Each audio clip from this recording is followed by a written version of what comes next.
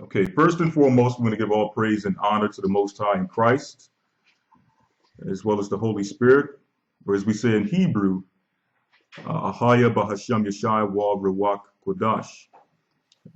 This is another edition of the GOCC Sabbath lesson. And the topic of discussion for today will be the spirit of lying. All right. And it's rightfully given that title, the spirit of lying, because not only will we be touching on the biblical understanding of what it is to lie, we're going to more so go into the spirit that fuels lying, that causes one to go into the spirit of perpetual lying. Okay?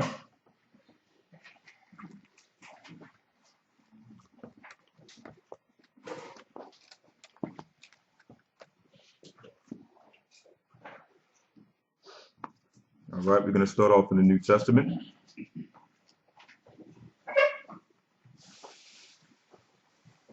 And if you would like, you can think about a few things that, what are some things that would cause someone to go into the spirit of lying or would fuel lying?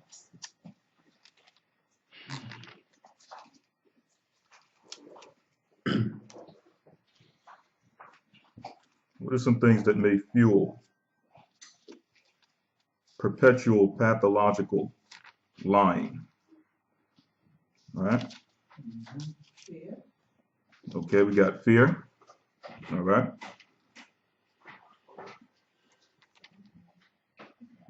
Guilt. Guilt. Okay. All right. Those are some good answers. One more. Covering wrongdoing. You know you're doing something wrong, but to cover it over, you lie. Okay. Covering wrongdoing. Right. Okay. All right. So let's get into it. This is we're starting off in the New Testament, the book of Colossians, chapter 3, and we're going to start at verse 9. All right, we got some answers from online also. Someone says ego. All right. So these are a few things that may fuel lying. Okay. Now we're going to go into the scriptures and get the scriptural perspective of this topic. And again, we're going to start off in the New Testament, Colossians chapter 3, verse 9. Right? Go ahead. Colossians chapter 3, verse 9. Lie not one to another. So we're commanded, according to Scripture, to lie not one to another. All right, that's a commandment. Go ahead. Seeing that ye have put off the old man with his deeds. Seeing that you've put off the old man with his deeds. So what is to show you about lying? Lying is a deed of the old man. All right, go ahead. And have put on the new man. And have put on the new man. Go ahead. Which is renewed in the knowledge after the image of him that created So him. what is the new man? The new man is one that have been what? Renewed in knowledge after the image of him that created him. In other words, the new man is one who has been renewed in the knowledge of Christ. So this is what separates the old man, or one of the few things, one of the many things that separate the old man from the new man. One of the ways of the old man is what? Lying, not being truthful and honest. Right? Whereas with the new man is renewed with the knowledge of Christ, the one that created him. Go ahead.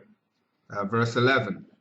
Where there is neither Greek nor Jew, circumcision nor uncircumcision, barbarian, Scythian, bond nor free, All right. but Christ is all in all. All right, let's jump back to the New Testament, to the wisdom literature. Yes, sir. We're in the book of Proverbs, chapter 14, verse 5. Okay. And when we think of wisdom literature,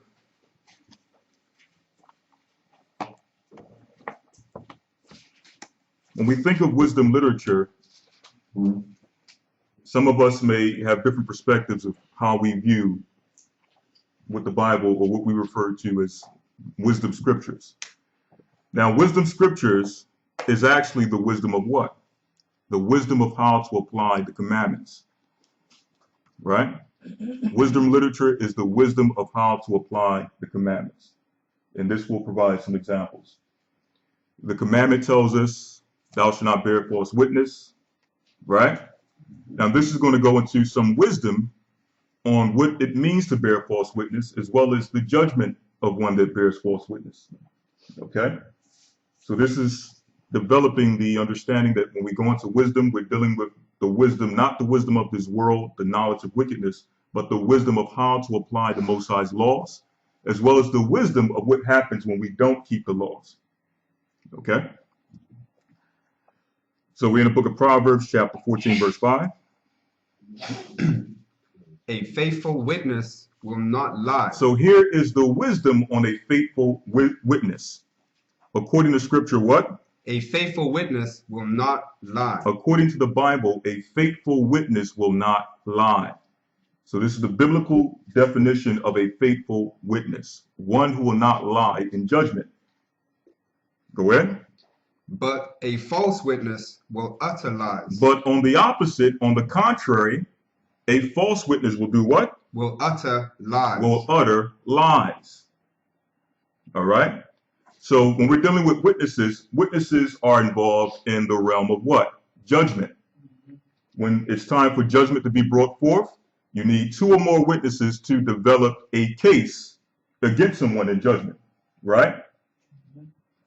Now, in the case of a faithful witness, one who will tell lies, this is someone who you will pull up in judgment, and they will be truthful and honest in their account, right? On the other hand, you have the false witness who will utter lies. This is a person who you will bring into judgment, and the only thing they will do is skew the facts. And the purpose of skewing the facts when we're dealing with judgment is to ensure that the person who's on the other side of judgment is judged according to the judgment of Scripture. So, for example, if you have a false witness saying what? This person committed a robbery. The judgment for that is what? He must restore what he robbed. If you say this person committed murder, the judgment for murder is what? Death. So now, even if this person didn't commit that crime, because you had a false witness said that he committed something worthy of death, what will happen?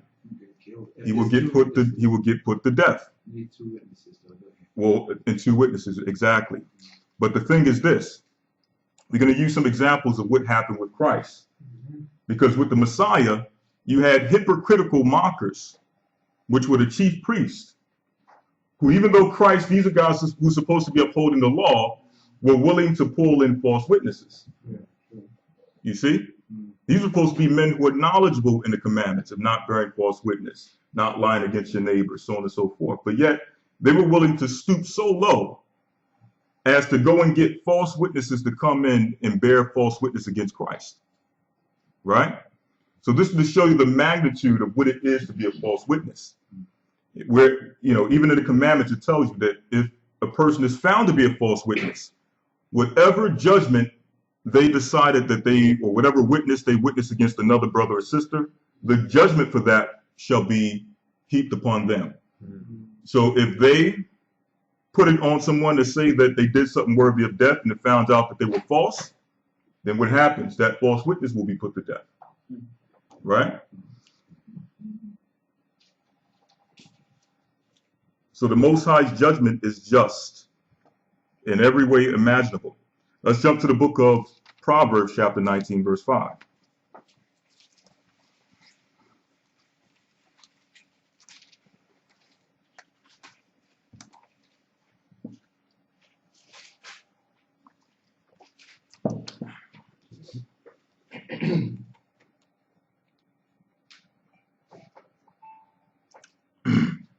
Now here's the wisdom on the judgment. We got the definition of a false witness, which is what? One who will utter lies. The question is, what is the judgment of a false witness? Proverbs chapter 19, verse 5. A false witness shall not be unpunished. A false witness shall not be unpunished. So even those guys who were in the council of Christ, even though they got away in the physical, in the spiritual, when it's time for judgment, those men did not get away. They were held accountable for the false witness they held against Christ. And the same thing goes for us in this modern time, or anyone in any generation who's responsible for false witness. If you commit it, you may get away with it for a time, or you may think you got away with it. But as the scriptures say, every idle word is accounted for in the day of judgment. Okay? So read that again. A false witness shall not be unpunished. He shall not be unpunished. Go ahead.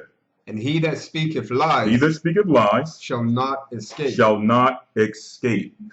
Escape what? The ultimate judgment. Right? That's it on that. Let's jump over to the book of Proverbs. Again, we're in the wisdom scriptures. The book of Proverbs, chapter 24, verse 28. More wisdom on how to exercise the commandment of not being a false witness or lying against your neighbor. Proverbs chapter 24, verse 28. Be not a witness against thy neighbor without cause. Be not a witness against thy neighbor without cause. Right? Go ahead. And deceive not with thy lips. And deceive not with thy lips. Because again, we're dealing with the spirits that fuel lying and false witnessing. Okay? So if someone is false witnessing against their neighbor, obviously there's something that's within this individual, whether it's jealousy, whether it's vainglory, or whatever the case may be, that will cause them to now go against their neighbor in false witnessing. All right? So let's move on to the book of Psalms 58 and 3. Again, setting the stage on what it is to be a false witness or a liar before we actually go into some wisdom of the spirits that fuel it, right? Psalms 58, and we'll start at verse 3.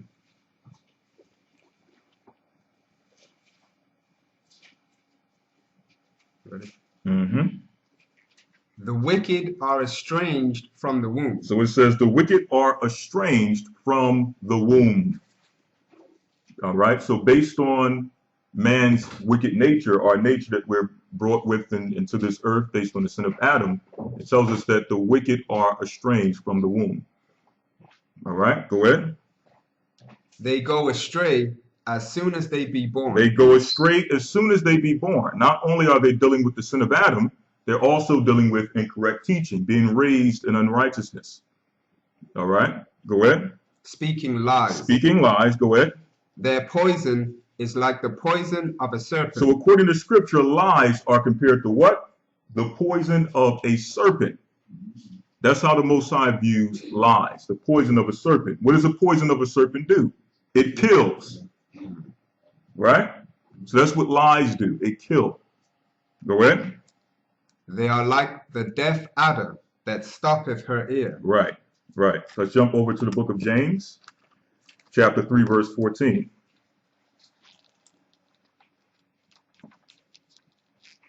James 3 and 14.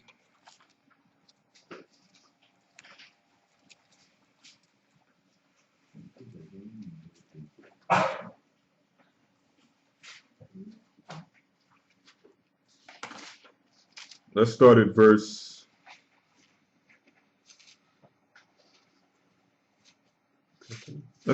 10. James 3 and 10.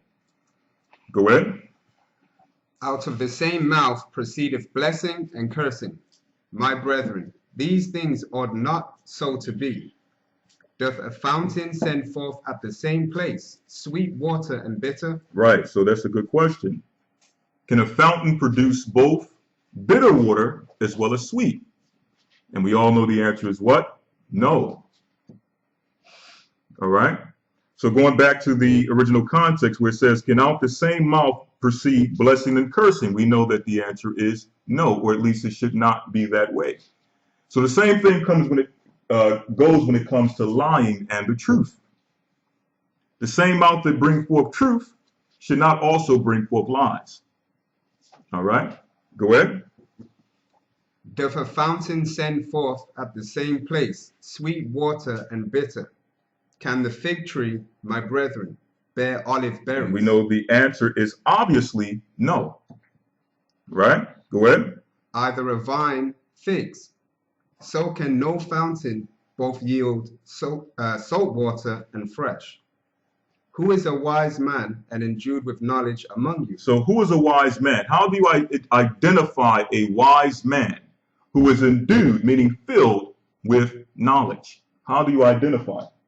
Read on.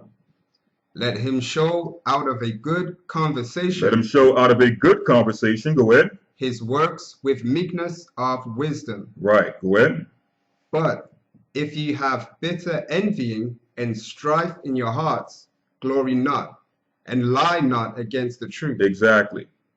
If you have bitter envying and strife in your hearts, glory not and lie not against the truth. We're going to find out that the spirit of envying and strife is two of the chief spirits that fuel lying and false witnessing.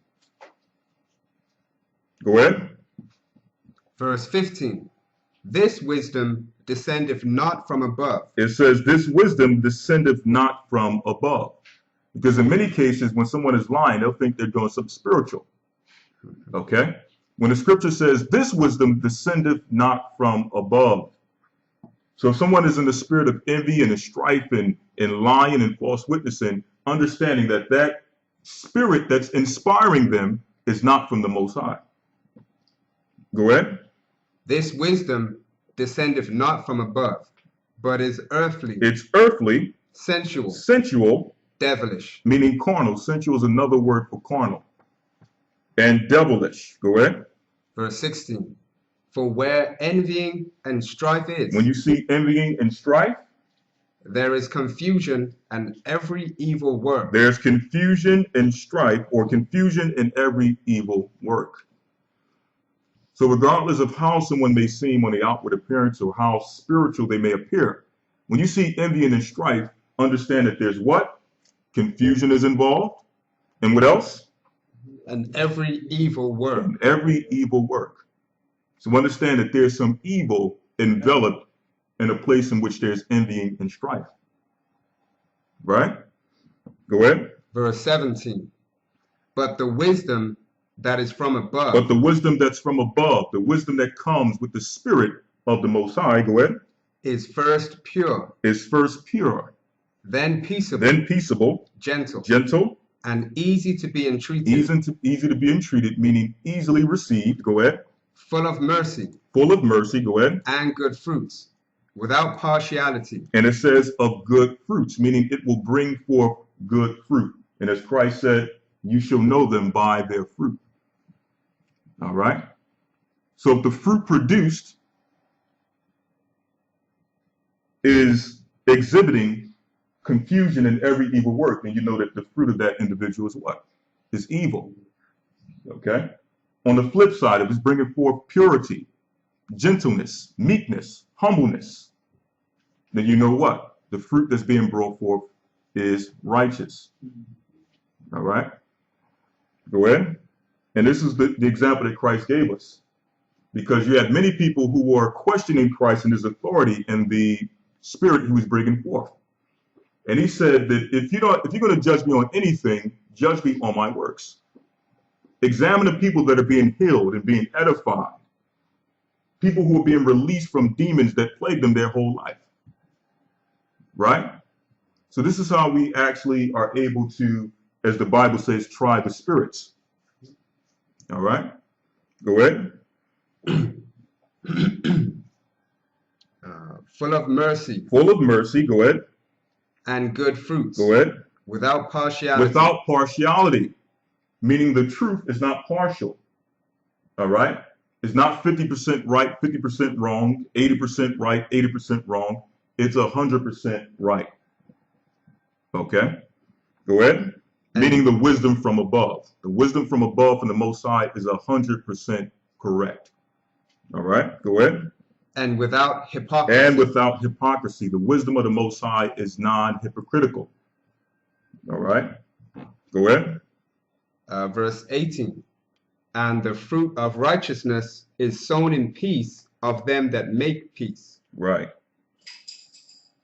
All right, let's jump to the pseudepigrapher, the Testament of Gad, and this is now going to actually go into the spirit of lying and envy as well.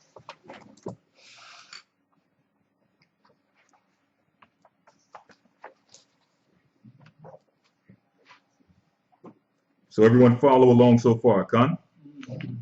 All right.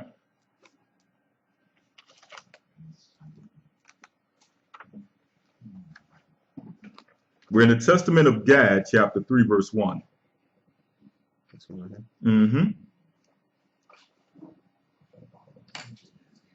And now, my children, hearken to the words of truth, to work righteousness, and all the law of the Most High, and go not astray through the spirit of hatred. So it says, hearken unto the words of truth, to work righteousness, and all the law of the Most High. It says, and go not astray, meaning this spirit can lead you astray off the right path. Remember, we're trying to enter into the straight gate. This is a spirit that can veer you off from the straight gate. What is that spirit again? And go not astray through the spirit of hatred. The spirit of hatred. Go ahead. For it is evil in all the doings of men. Because it is evil in all the doings of men. And you're going to find out that the spirit of hatred is one of the chief spirits that fuel lying and false witnessing. One of the chief spirits. Go ahead. Whatsoever a man doeth, the hater, abominateth him. So whatsoever a man doeth, the hater abominateth him. Meaning you can have a righteous man doing everything to the best of his ability to serve the Most High, right? But on the other end, you have someone who is a hater, someone who's operating in the spirit of hatred or is fueled by the spirit of hatred. And no matter what this individual does, meaning the man who's trying to serve the Most High, the person who is fueled by hatred will always view him in a negative light. He will never see this man for the things he's trying to do to serve the Creator of all things. The only thing he will see is the faults. Right? And it's going to explain. Go ahead. And though a man worketh the law of the Lord. And though he worketh the law of the Lord, so he's serving the Most High. Go ahead. He praiseth him not. He praiseth him not. He finds a reason to down this person, to speak negative of this person. Go ahead. Though a man feareth the Lord. Though he fear the Most High. Go ahead. And taketh pleasure in that which is righteous. And taketh pleasure in that which is righteous. Go ahead. He loveth him not. He loveth him not. When the Bible tells you to love a righteous man, to love a man that fears the Most High, to cleave unto a man that fears the Most High. An individual fueled by hatred will do none of those things. They'll find a reason to hate him. Go ahead. He dispraiseth the truth. He dispraiseth the truth. So this is what it leads to. They think they're just dealing with the individual. But the reality of it, if this person is serving the Most High and doing everything right by the Most High, and you hate this person, who else do you hate? You hate the Most High. Okay? So it says he dispraiseth the truth. Go ahead. He envieth him that prospereth. He hateth him that prospereth. Because the scriptures speak about the Most High prospering those who keep his commandments. So he hates this person when he sees them in prosperity, prospering. And prosperity is not always monetary wealth. There's different levels of prosperity. Okay? Go ahead. He welcometh evil speaking. He welcometh evil speaking. What does that mean? This is a person who awaits to see if other people see exactly what they're seeing and feel exactly the way they feel, so that they can get together a coup against the person who they hate. You find this often in this truth, right? Where a person is speaking, say something, you're like, you know what? I've been seeing the same thing on this guy. This guy's off. I thought I was the only one, right? That's how that spirit works. It says he loveth to do what? He welcometh evil speaking. He welcometh evil speaking. He invites it in. He allows an avenue in which people can come in and speak evil of the person they hate. Right? Go ahead. He loveth arrogance. He loveth arrogance. Go ahead. For hatred blindeth his soul. Because hatred blindeth his soul. Hatred blindeth his soul. And as we read a few weeks ago, if darkness is your light, how great is your darkness? If you're in total blindness, if your spirit is blinded by hatred, how great is that darkness? How great is that hatred? Go ahead. For hatred blindeth his soul, as I also then looked on Joseph. And check this out. The person who's in the spirit of hatred, they won't see it as the spirit of hatred. They'll see it as what? I'm operating in the spirit of the Most High. I can see this person for what they are. Everyone else is bamboozled. I can really see what this individual is, right? They feel like they're carrying a torch, like they're a trailblazer for making sure that somebody is quote unquote exposed. But the reality is, how can you expose somebody when you yourself is blinded by hatred? You can't even see straight. You're blinded. So how can you give the knowledge or the wisdom or the understanding on how to deal with a person in judgment and what this person is doing wrong when your whole spirit is off? Go ahead. Chapter 4, verse 1.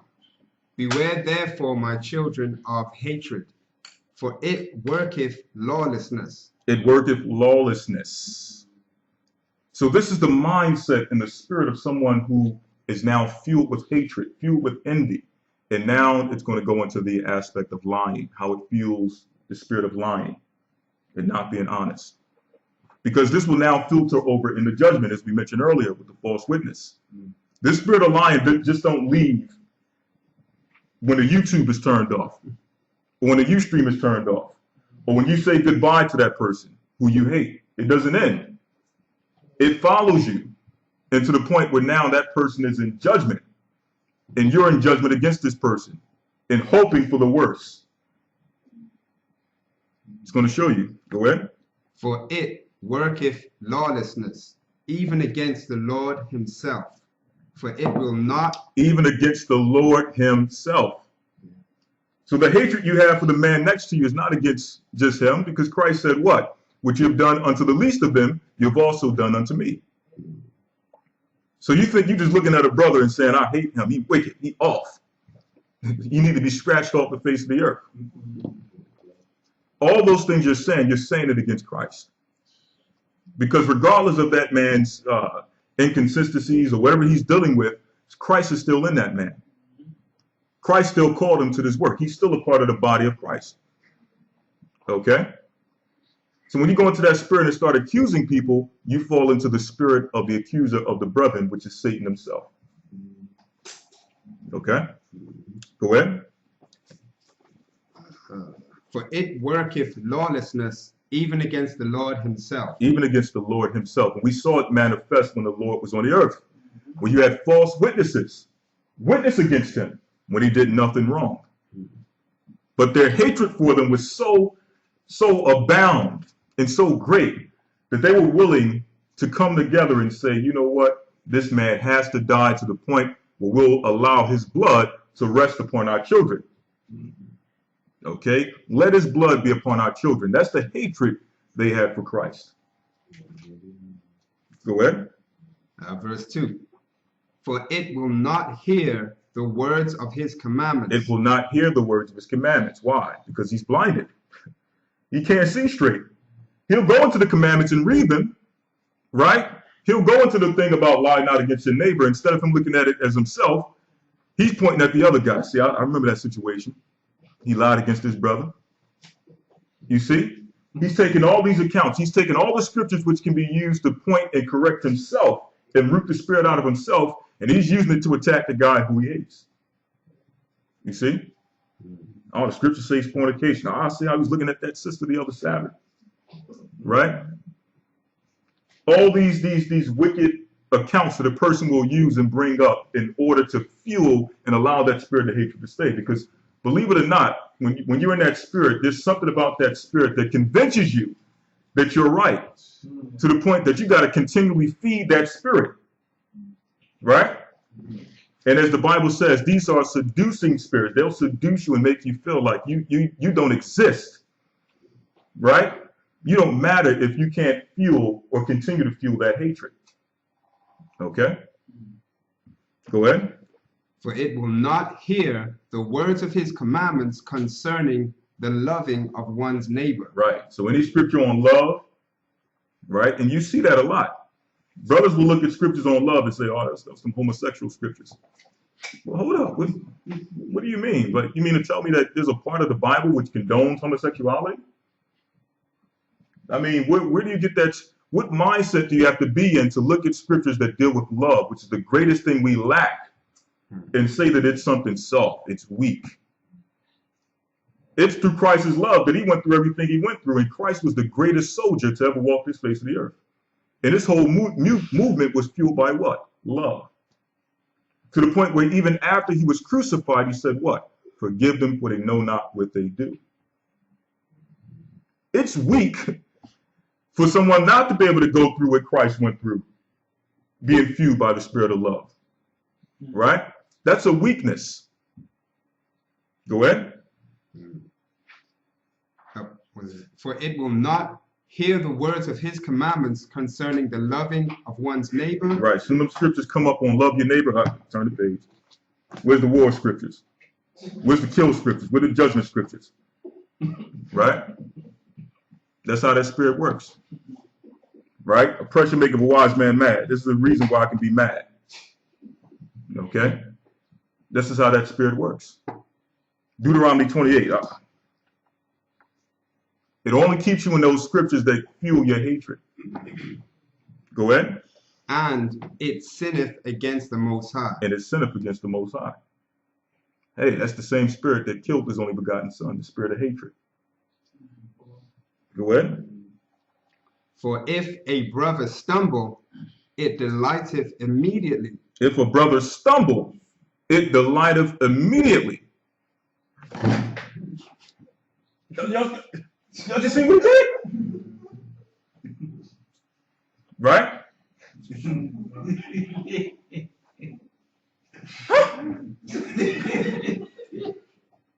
Right? They're ready to grab stones. Right? No mercy. Right? Read that again.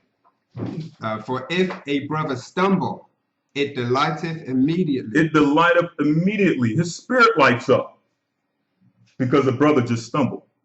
Oh, this is my chance. This is what I've been waiting for. Oh, man. I'm going to have some fun with this, boy. You see? Go ahead. It delighteth immediately to proclaim it to all men. To proclaim it to all men. It delighteth to proclaim it unto all men. Which means they see you fall, they see you stumble. Instead of doing what love does, which is go to you and correct you one-on-one, restoring you in the spirit of meekness, they got to go tell everybody. Oh, man, you ain't going to believe it. Right? Go ahead. And is urgent that he should be judged for it. And it's urgent that he should be judged for it. Hey, man, we got to have a council tomorrow, man. Tomorrow, we need this council, man.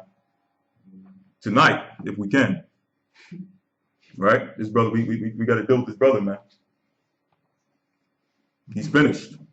He's finished. Most I ain't dealing with him. Right? That's the things that run through a man's mind that's fueled with hatred. And you see, the people around think the person may be just concerned, not realizing that this person actually has a spirit of jealousy. They have all these different spirits that's fueling them wanting to bring forth judgment on another person. But no one else sees it. They just see this person thinking that this person is just standing for the laws of God. You see? And that's how it's masked. See, he broke the commandment, see? You got to bring the judgment, right? We have to be very careful with this. Okay, go ahead. And be punished and be put to death. And be punished and be put to death, because nowadays it's hard enough when you're brought to counsel, and the counsel is that you have to separate from the body for a while. That's hard enough. Imagine being in a situation back then in which being brought before punishment or being brought before the judgment seat meant that you could possibly be put to death. And you did nothing wrong. You just stumbled, you made a mistake. And this is the reason why Christ had to come and bring the mercy of the commandments. Because it tells us that with Moses came the law, with Christ came truth and mercy, or mercy and truth. He had to bring the mercy of the commandments. Because those priests, as we've seen in the New Testament, those same priests were the lineage of the priests operating in the Old Testament, who didn't have mercy, who dealt in jealousy, who dealt in hatred and envy and strife. So any chance they got to deal with a person and bring them before judgment, they would use their position in order to bring forth false judgment. How do we know this? They did it to Christ. Go ahead. Verse 4.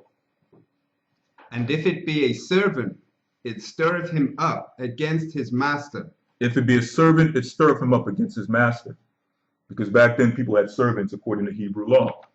And as a servant, even in the New Testament, it tells you servants obey your masters.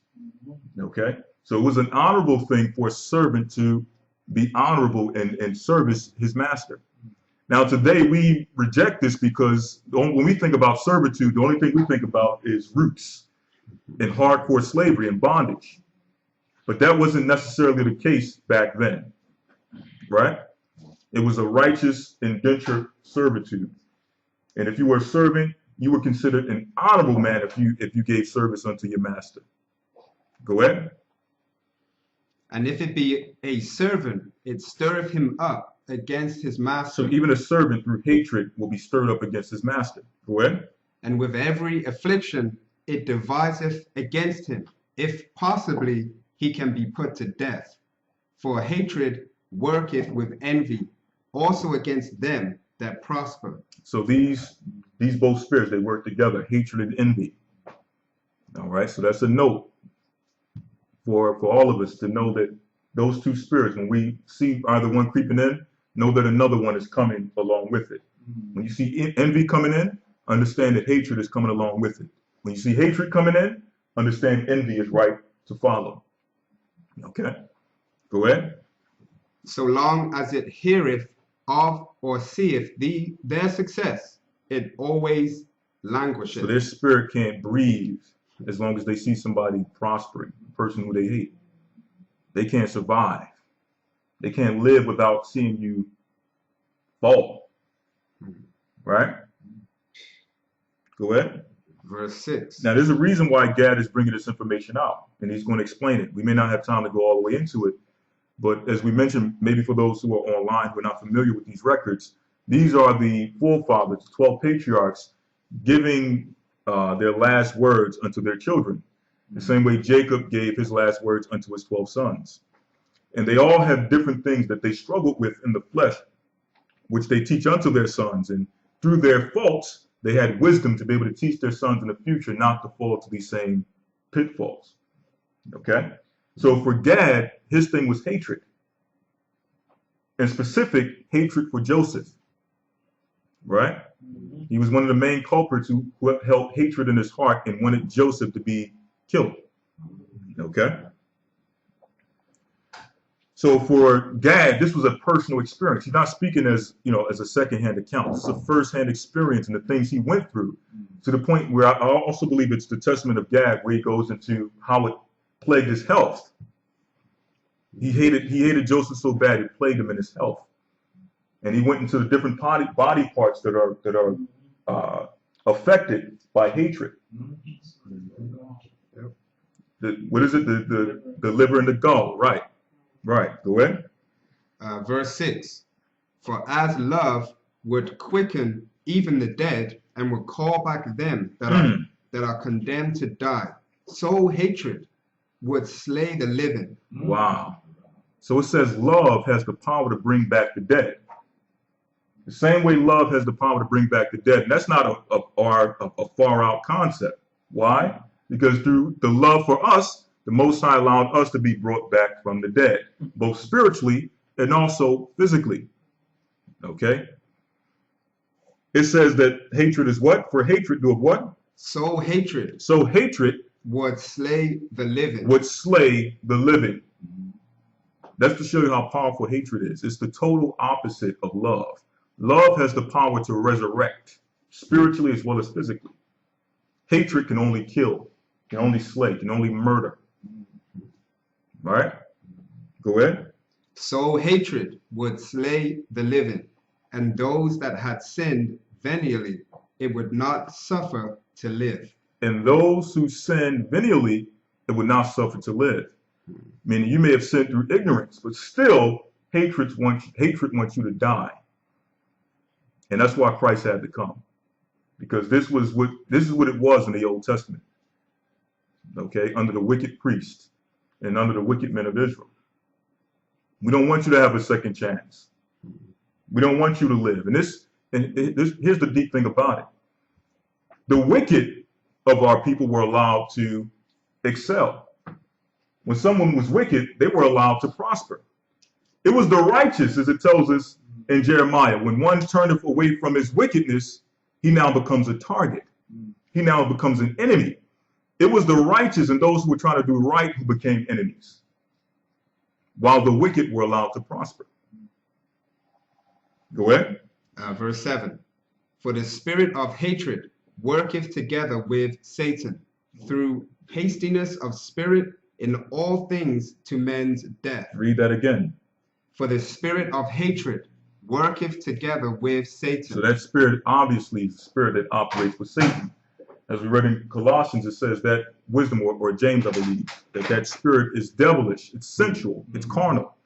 So that's the spirit of the devil. Go ahead. For the spirit of hatred worketh together with Satan through hastiness of spirit. Through hastiness of spirit, a lack of patience. Go ahead. In all things to men's death.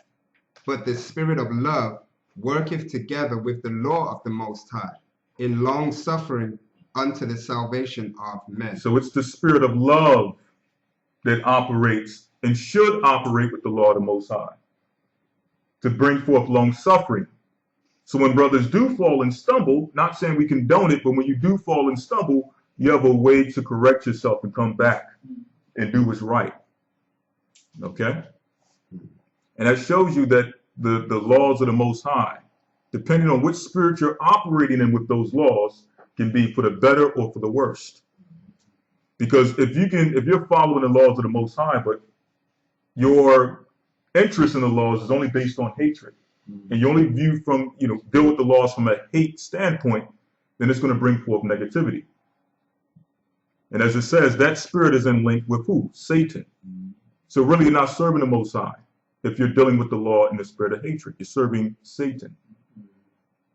It's the law operating with the spirit of love that's in conjunction and operation with the Most High. That's what the Most High is looking for, and that's what Christ brought. The example of operating with the laws in love, in long suffering. All right? And just to give one example, we remember the story of the woman who was caught in adultery. Right? It says, in the very act. Now, the scribes and Pharisees were so conflicted and so hypocritical, such hypocrites, that they didn't even follow the law in that premise. Because yes, an adulteress is supposed to be put to death, according to the law. But according to the law, it states what? The very law itself says what? The adulterer and the adulteress is to be put to death. So number one, where was the adulterer? He was missing in action, right?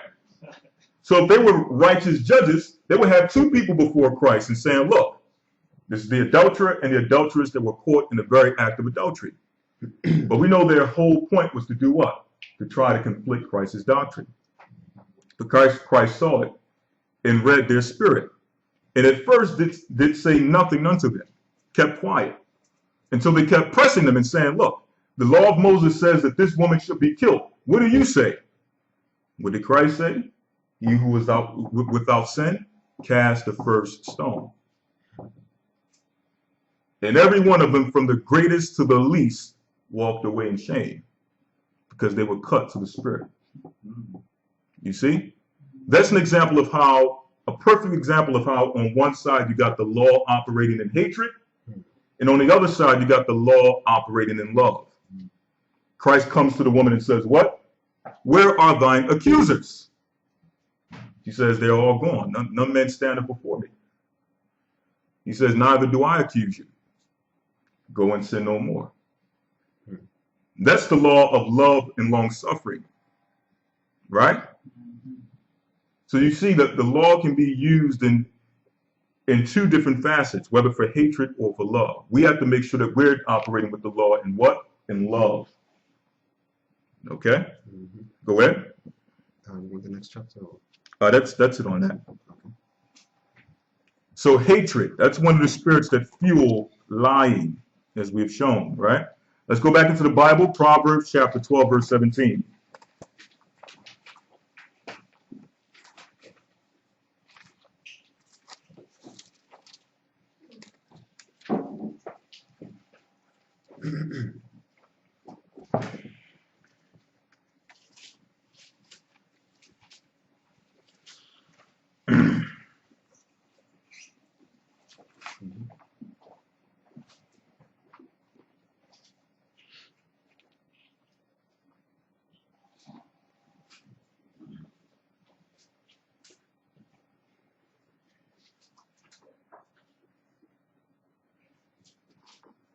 Proverbs 12 and 17.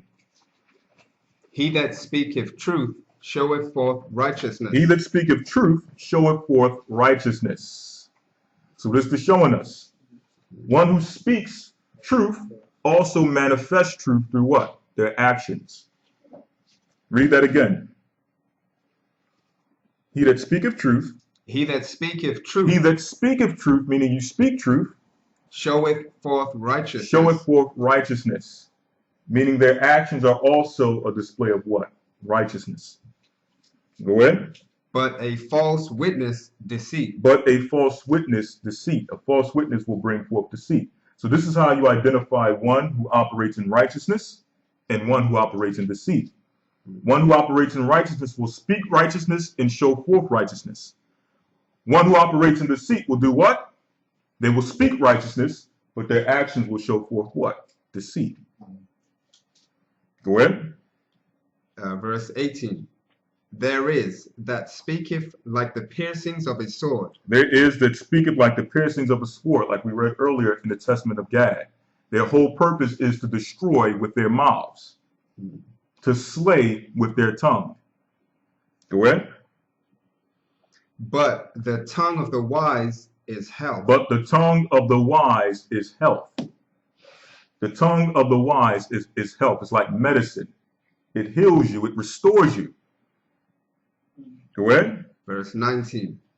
The lip of truth shall be established forever. And that's the powerful thing about it. The lip of truth shall be established forever, meaning for eternity. So when Christ establishes his kingdom, there will be no lying in his kingdom. His truth, or the word of truth, the lip of truth, the mouth of truth, will be established forever. But what? But a lying tongue is but for a moment. But a lying tongue is for a moment. And we know that this empire is fueled with the lying tongue. And as we can see, this empire is old news. It's falling. So we have witness to show, we have actual proof to show that deceit in the lying tongue will only last for a moment. Because this empire, which is fueled by that spirit, is falling as we speak, while Christ's kingdom is rising. And once his kingdom comes in, it will last forever, even forever and forever. And in that kingdom, there will only be righteous, a righteous lip, a righteous tongue, truth, honesty, love. Okay, go ahead. Verse 20. Deceit is in the heart of them that imagine evil. Deceit is in the heart of them that imagine evil. Go ahead. But to the counselors of peace is joy. But to the counselors of peace is joy. Go ahead. There shall no evil happen to the just. So what does that show you? It shows you that the deceit begins where? In their heart. The hatred begins where? In their heart. And it manifests itself as a lying tongue, a deceitful nature. Go ahead. But the wicked shall be filled with mischief. Lying lips are abomination to the Most High. So according to the Bible, lying lips are abomination to the Lord. So a lying lip is no different than eating a pork sandwich. And we use that because many people, when we hear about pork, we cringe. if anything, we're going to cringe when we hear about pork, shrimp, crab, or lobster. So just to make it simple and plain, a lying lip is no different than a pork chop. Okay? You might as well just get a whole bucket of pork juice and just shower in it if you're going to lie. Okay? Because it's no different to the Most High. All right? And sometimes we try to make it a better than, less than type of thing. Well, at least I'm not doing this. The Most High don't look at it like that. Right? Yeah, I'm lying, but at least I'm not eating pork. Well, at least I'm not a homosexual. The Most High don't look at it like that. It's all the same. Now, of course, there's a sin unto death and a sin not unto death, according in judgment. But the Most High tells us that none of those things, a homosexual, a liar, a thief, a murderer, none of that will enter into the kingdom of heaven. So all of it has to be rooted out. Go ahead. Lying lips are abomination to the Most High, but they that deal truly are his delight. So the Most High delights in those that deal truly. Think about delight. What are some things you delight in? What are some things you find joy in? The Most High finds joy in those that deal truly. Meaning he rejoiced. Imagine the Most High himself rejoicing to see people in the earth operating in truth and righteousness. Go ahead. Verse 23. A prudent man concealeth knowledge. A prudent man concealeth knowledge. Go ahead. But the heart of fools proclaimeth foolishness. A heart of a fool proclaimeth his foolishness. So you know when somebody either is wise or simple and foolish based on what comes out of their mouth. It says a prudent man, a man who deals in wisdom and prudence, hideth his knowledge. Meaning he's not always trying to show what he knows. Okay? Whereas a foolish man will proclaim his foolishness. He'll think he's deep, think he's showing forth knowledge and understanding, but the whole time you're like, man, this guy's a fool. This guy's simple. This guy really don't know what he's talking about. Right? It's all brought forth through a mouth. It says that honor and shame is in talk. Right? Go ahead. Let's sit on that. Let's move on. Where are we at right now? Are we in 1 Samuel 15 and 20, right?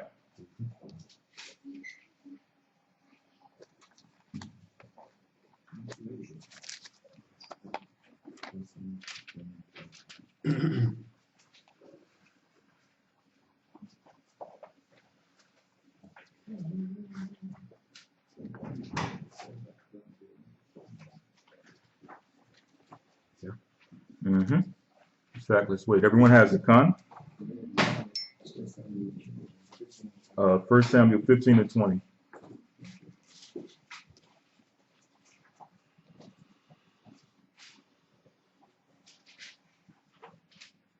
All right, go ahead. 1 Samuel chapter 15, verse 20. And Saul said unto Samuel, Yea, I have obeyed the voice of the Most High, and have gone the way which the Most High sent me. Right. Now, everyone is familiar with this story. Con? All right, good.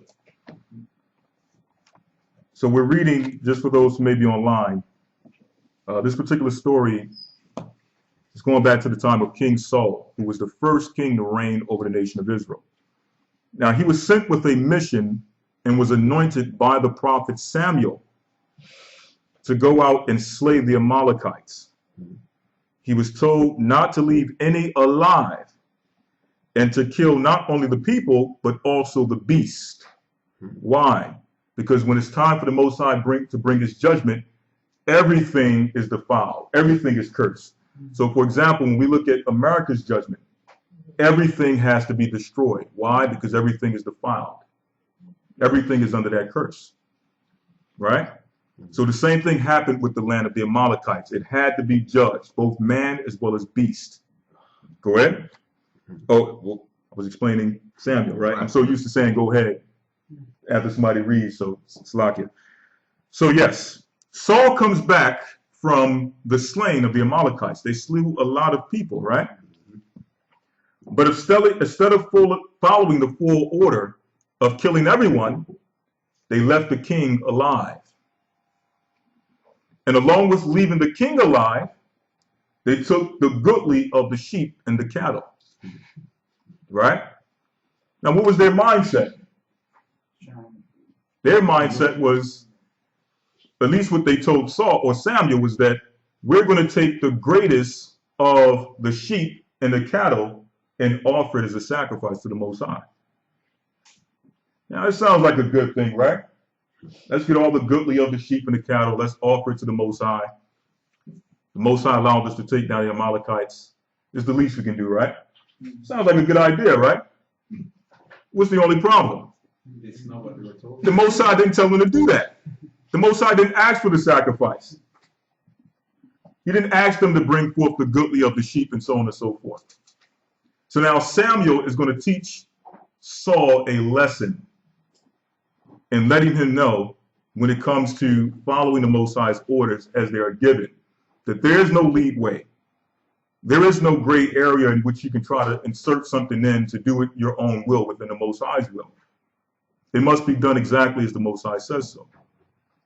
And when you don't do it the way the Most High says so, there's a spirit that comes along with it. 1 Samuel 15:20. And Saul said unto Samuel, Yea, I have obeyed the voice of the Most High. So Saul came unto Samuel and said, I obeyed the voice of the Most High. See? Now, how was Saul wrong? We're going to see. We're going to see. Go ahead.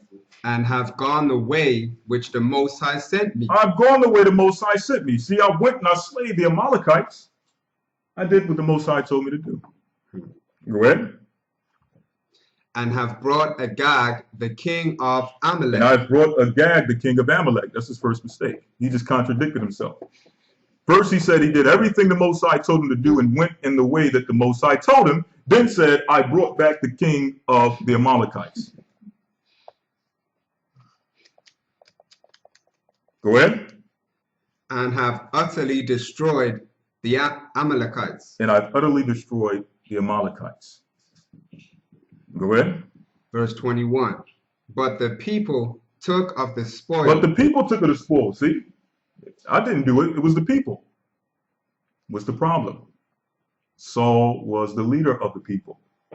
He was responsible for giving the order unto the people. Telling the people what? Don't take anything. Don't touch anything. Everything must be destroyed according to the Most High's command. Right? Go ahead.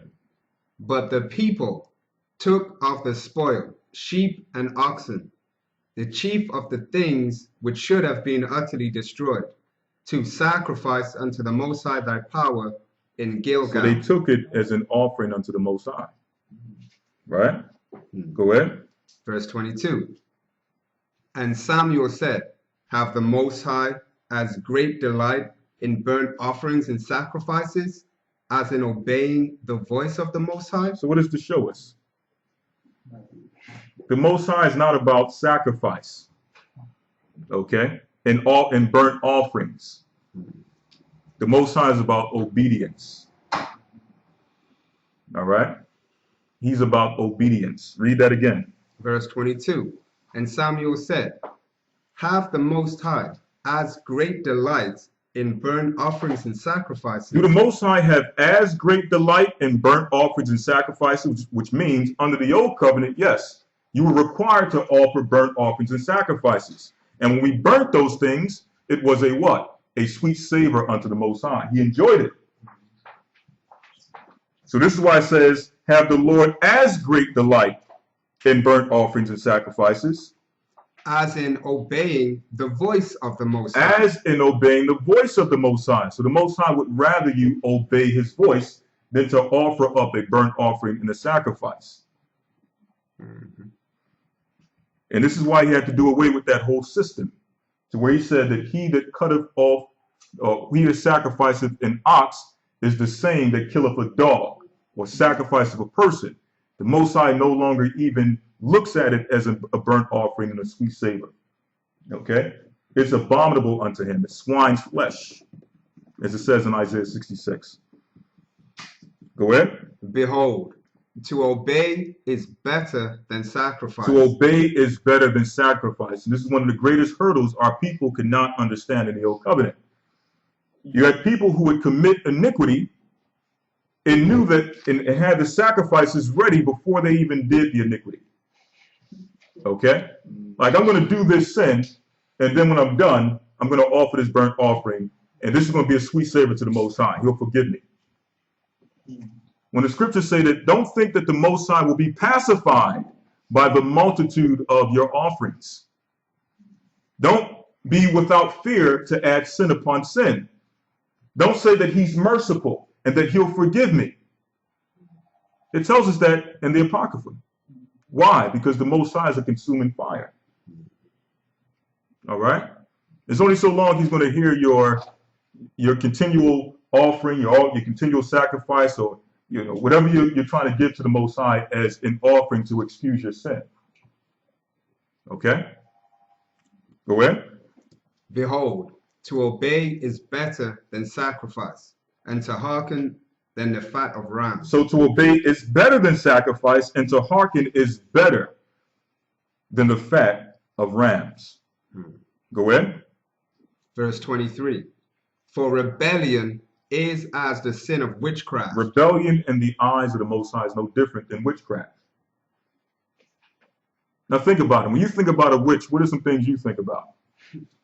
You think about people casting spells, all types of voodoo, satanic rituals, maybe even sacrificing people to obtain power, potions, right? Manipulation. These are all the things that come to our mind when it comes to witchcraft. But why is it that none of those things come into our mind when we think about rebellion? None of those ideas come into our mind when we think about rebellion against the Most High. Now, how can this be possible? How can rebellion be as is the sin of witchcraft? When we go back to the beginning, the first rebellion was under who? Lucifer, who rebelled against the Most High.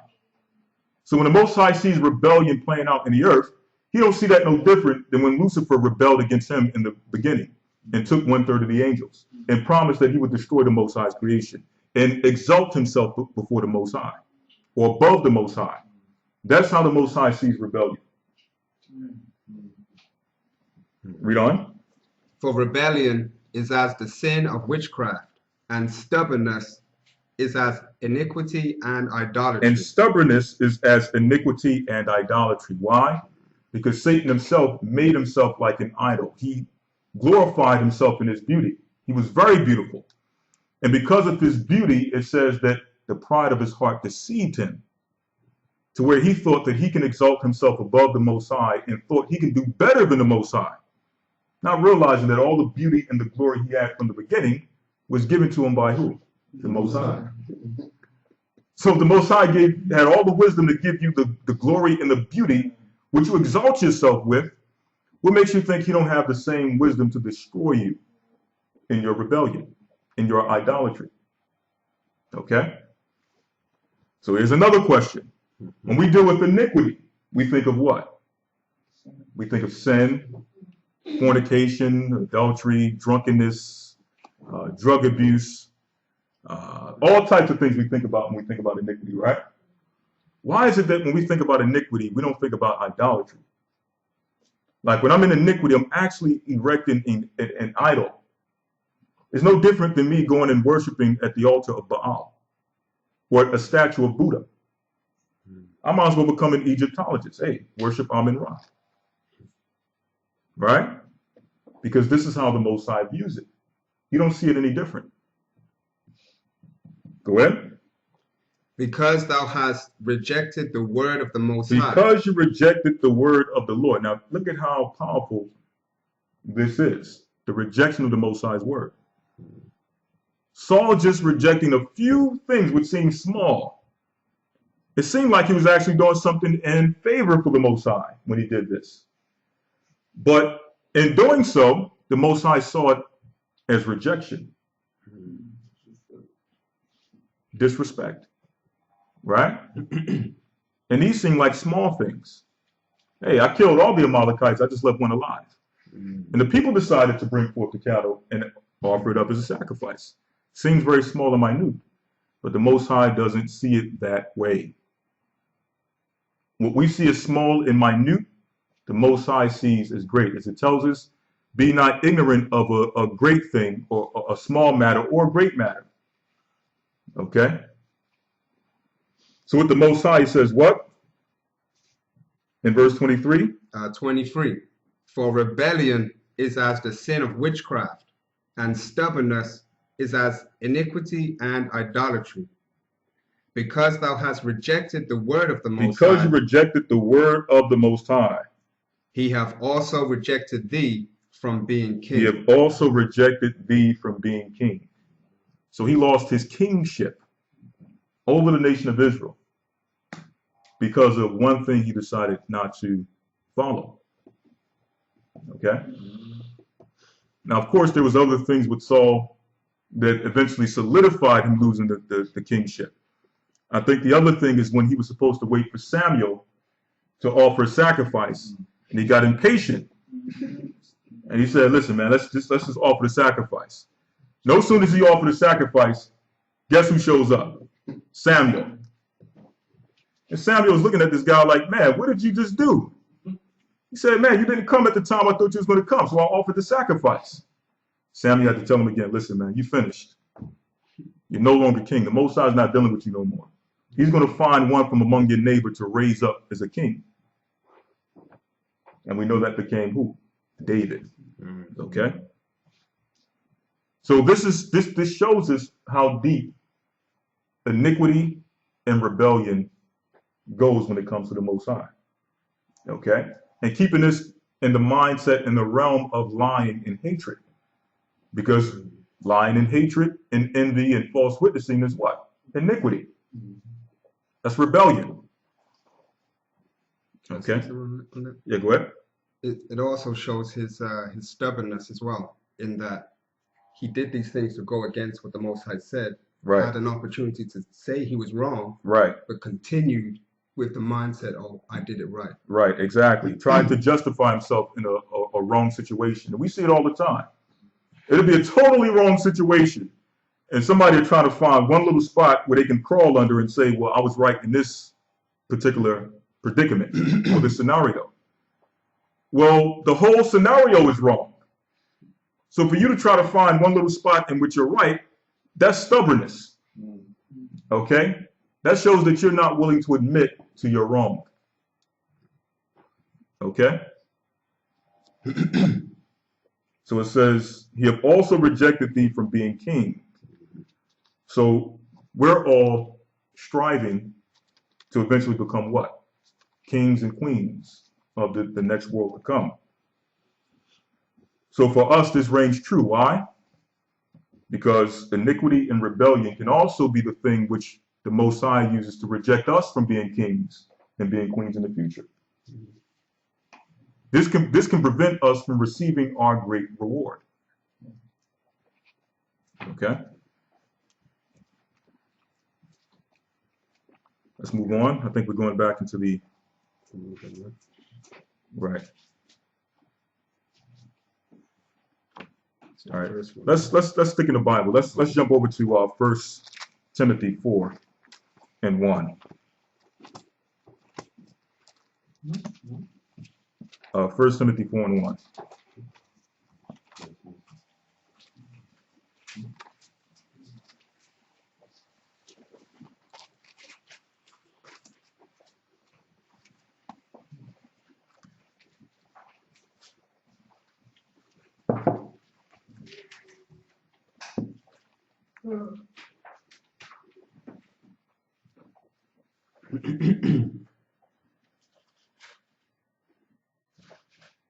Now we're dealing with the last times, the last days, because some of us may think that this is just something of the past that our forefathers dealt with and were entangled and battled with and fell to, and think that we are immune to these actions and the spirits that come with these actions.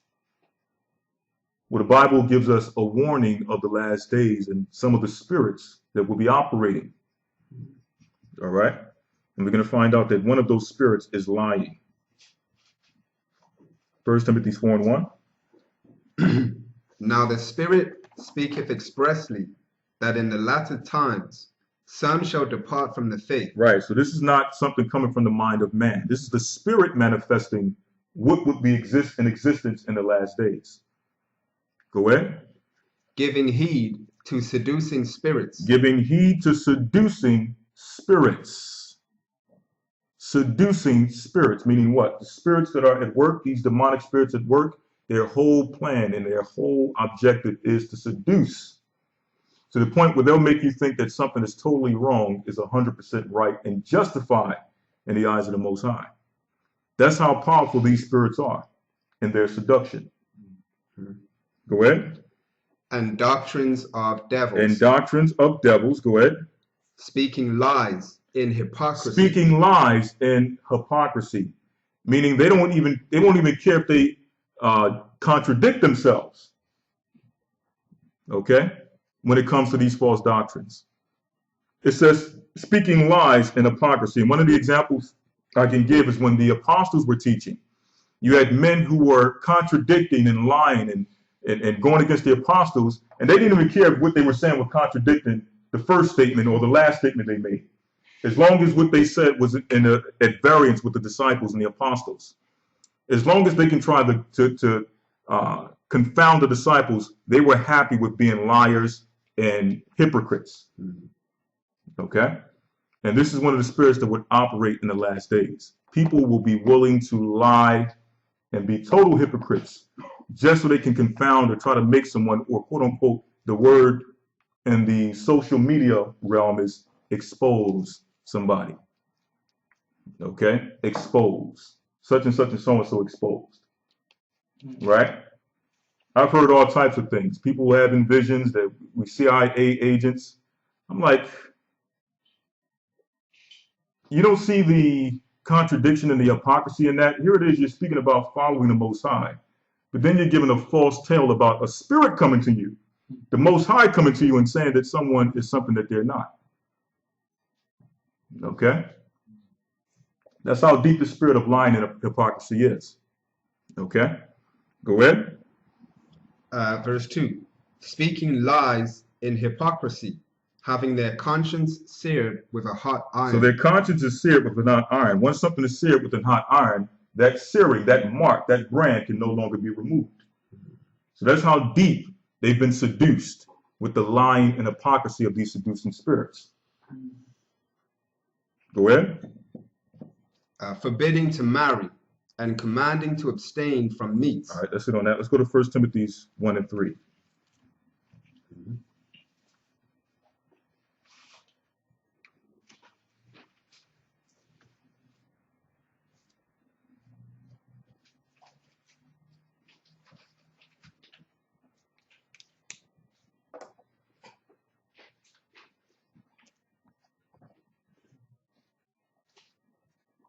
All right. Yeah. Go ahead. 1 Timothy chapter 1 verse 3. As I besought thee to abide still at Ephesus, when I went into Macedonia, that thou mightest charge some that they teach no other doctrine, neither give heed to fables and endless genealogies, which minister questions rather than godly edifying, which is in faith, so do. Now the end of the commandment is charity, out of a pure heart. Right, so that's the ultimate goal of the commandments. It's charity out of a pure heart. Go ahead. And of a good conscience. And of a good conscience, because the scriptures state, if your conscience condemn you, what greater is the Most High? Right? Go ahead. And of faith unfeigned.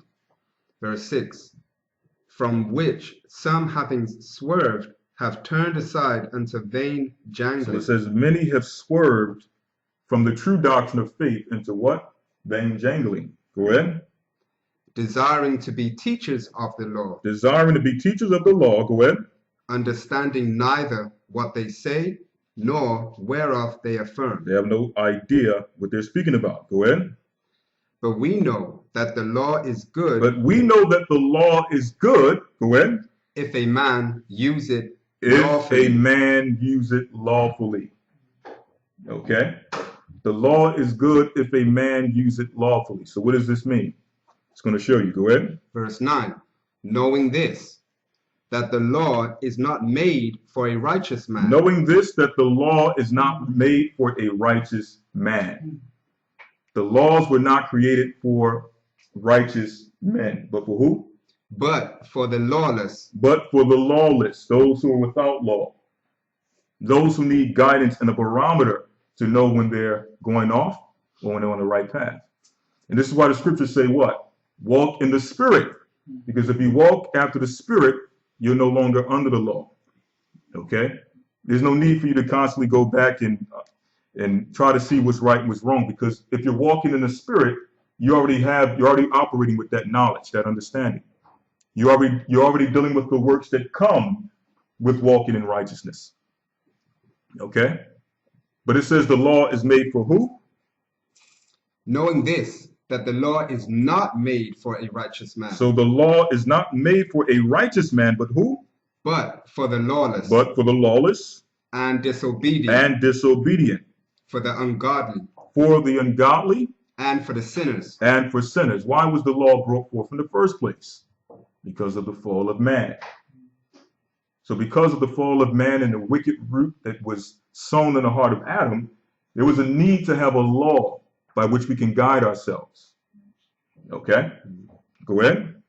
For the unholy and profane, for murderers of fathers and murderers of mothers, for manslayers, for whoremongers, for them that defile themselves with mankind, for men stealers, for liars, For liars, this is one of the groups that the law was created for.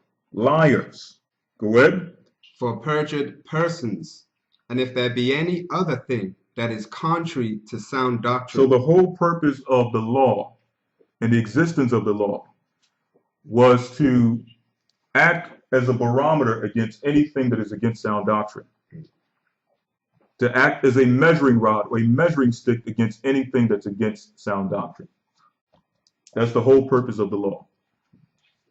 Go ahead. Verse 11, according to the glorious gospel of the blessed Most High power, which was committed to my trust. I think that's that. All right. Now, is that saying that the law is wrong? No, the Bible tells us the law is good. All right. Even in that scripture says that it's lawful if a man use it lawfully. So as we mentioned earlier, you have those who will operate using the law in hatred and those who will operate with the law in love. All right. Those who operate with the law in love exercise the fruits of the Spirit, under which they're no longer bound under the law. Okay. Let's go to the book of 1 Kings 22 and 19, and we're pretty much wrapping up. 22 and 19.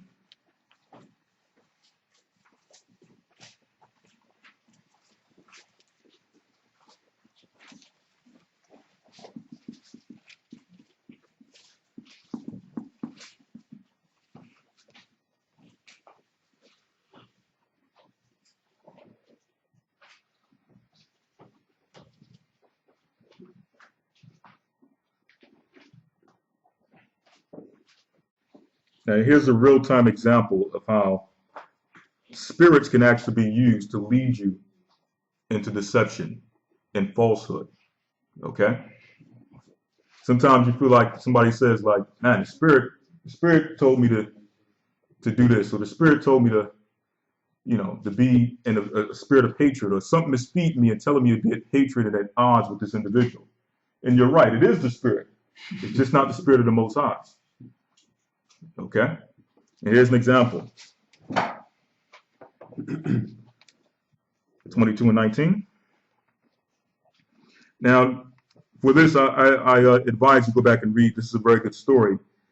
This is, I believe this is a situation in which you had the kings. This is after the split of the nation, but you had the king of the northern kingdom and the king of the southern kingdom who decided to unite and fight against a foreign ruler, I believe, okay? And the Most High didn't sanction them to go out to war together, okay? So one of the kings were, when you read later, one of the kings were actually destroyed in battle. But now it's going into the spirit that led them into this battle.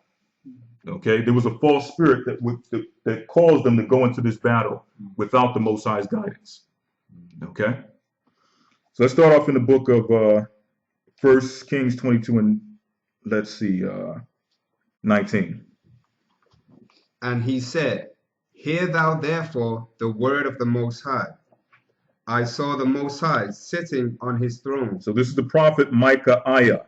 And it says he saw the Lord sitting upon his throne. Check this out. Go ahead.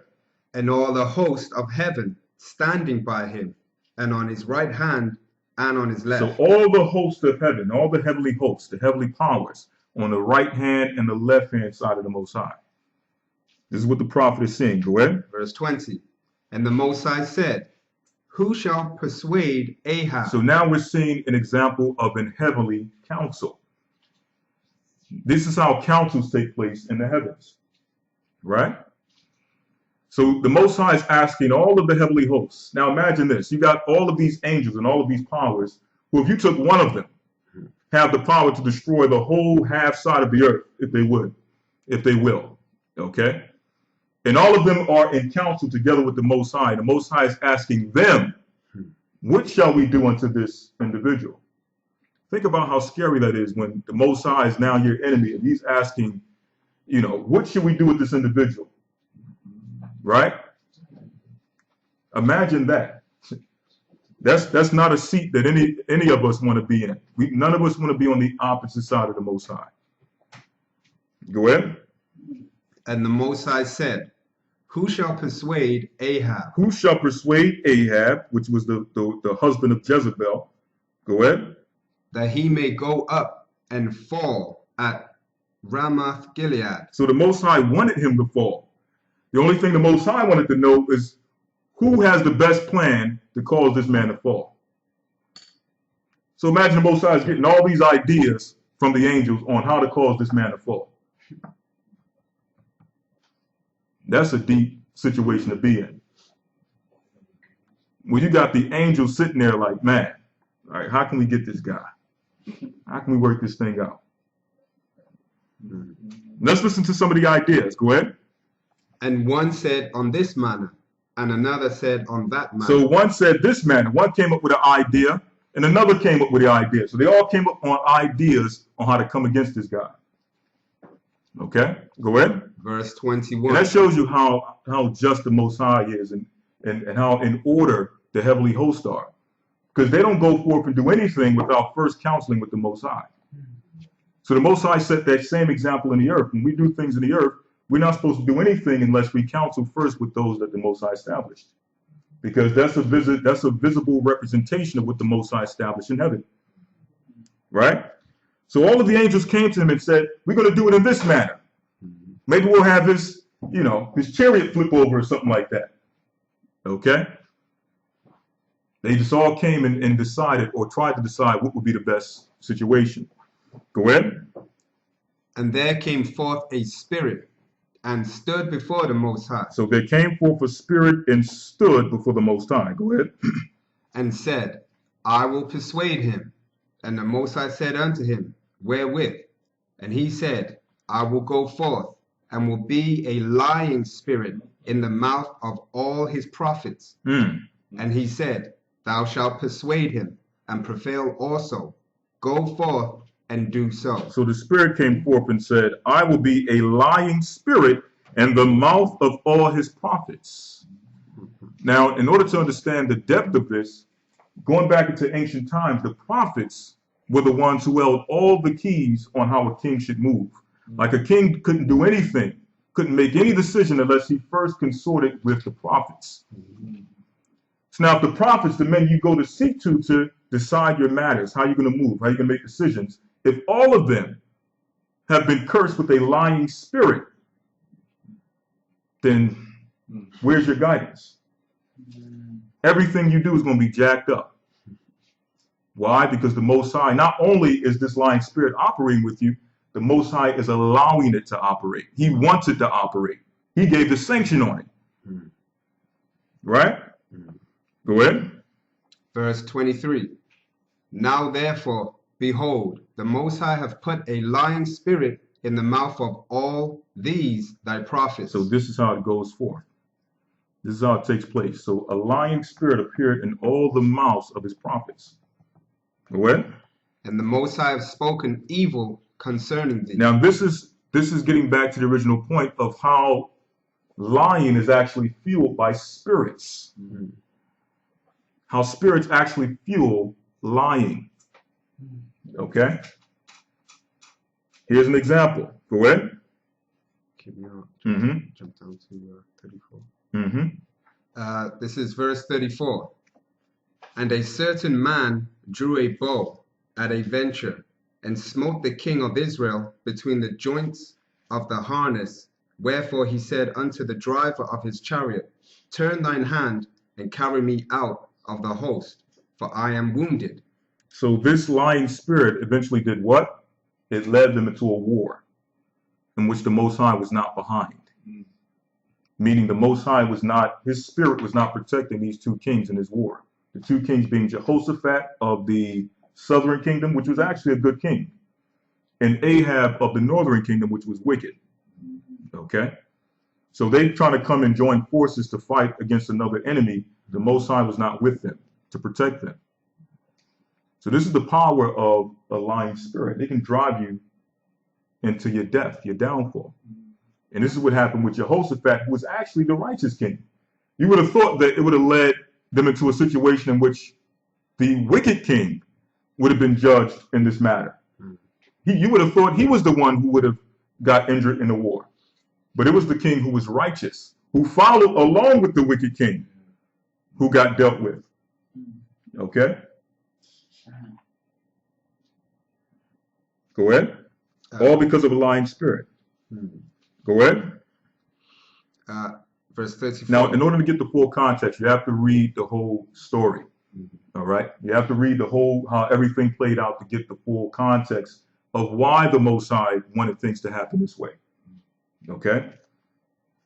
Go ahead. Because I can hear it now. People are, why would the Most High allow a lying spirit? All right? You can hear the people now calling contradiction. It's not a contradiction. Read the whole story and get the full knowledge of what's going on. Go ahead. Verse 34. And a certain man drew a bow at a venture, and smote the king of Israel between the joints of the harness. Wherefore he said unto the driver of his chariot, Turn thine hand, and carry me out of the host, for I am wounded. And the battle increased that day, and the king was stayed upon his chariot against the Syrians. So they were fighting against the Syrians. Go ahead. And died at even. And he died at evening. Go ahead. And the blood ran out of the wound into the midst of the chariot. Go ahead. And there went a proclamation throughout the host about the going down of the sun, saying, Every man to his city, and every man to his own country. So the king died and was brought to Samaria, and they buried the king in Samaria. And one washed the chariot in the pool of Samaria, and the dogs licked up his blood, and they washed his armor according unto the word of the Most High, which he spake. Wait, hold up. So let me correct that. This was Ahab. This was actually the wicked king, because there was a prophecy which stated that the dog would lick up his blood, and that the same thing would happen to Jezebel, his wife, when she was cast out of the window, and the dogs licked up her blood. So let me correct that. Jehoshaphat was injured. Ahab was actually killed in this battle. So let me correct that. Go ahead. Verse 39. Now the rest of the acts of Ahab, and all that he did, and the ivory house which he made, and all the cities that he built, are they not written in the book of the Chronicles of the kings of Israel? So Ahab slept with his fathers, and Ahaziah his son reigned in his stead. All right, let's jump to Revelation 21. And again, when you get the chance, go back and read some of that history about the kings of Judah and Israel. Some very interesting history. I mean, I would say the most complete history of any so-called history book out there. The Bible has the most complete history of the men that are concerned or concerned in the Bible. Okay? So we're in Revelations 21.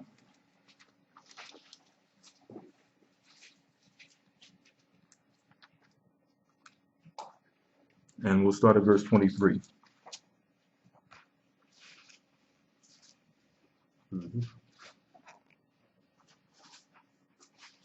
Ready? Mm-hmm.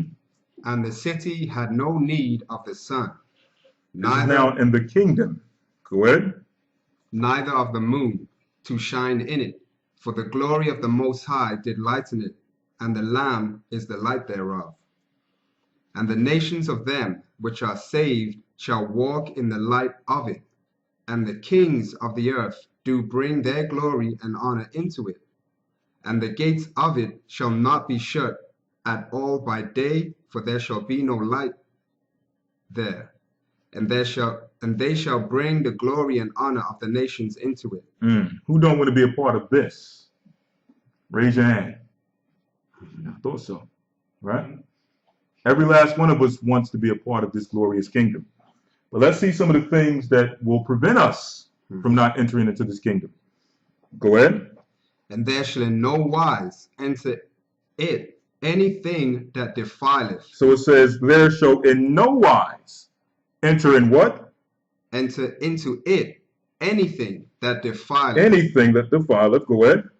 Neither whatsoever worketh abomination. Whatsoever worketh abomination, whether it's theft, whether it's robbery, murder, whether it's adultery, fornication.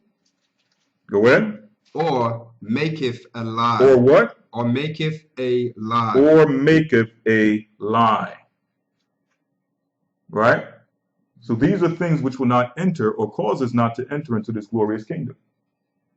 Right? Go ahead. But they which are written in the Lamb's book of life. But they which are written in the book's Lamb of life. And man, may the Most High have mercy to allow us to remain in this book of life. Because imagine that with every iniquity, the Most High, your name is just fading away.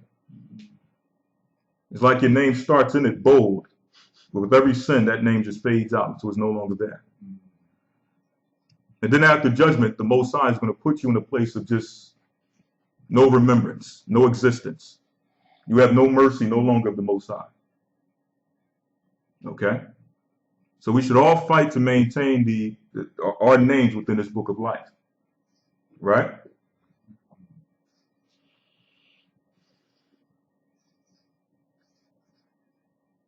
All right, let's just get two more and we'll close out.